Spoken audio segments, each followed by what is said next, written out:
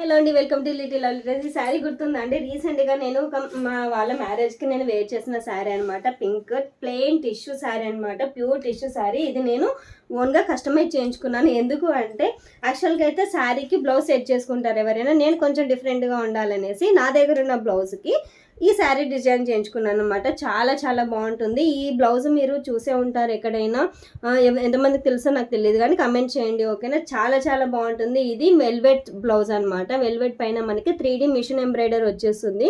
మనకి ఇందులో చాలా కలర్స్ అయితే వచ్చేసాయి. మనం ఏ శారీ అయినా ప్లెయిన్కి చాలా అంటే చాలా బాగుంటుంది. దీంట్లో హైలైట్ ఏంటి అంటే మనకు బెల్ట్ వచ్చేస్తుంది అనమాట, హిప్ బెల్ట్. సో ఇలా మనము ఇలా పేర్ చేసుకున్నామంటే చాలా బాగుంటుంది.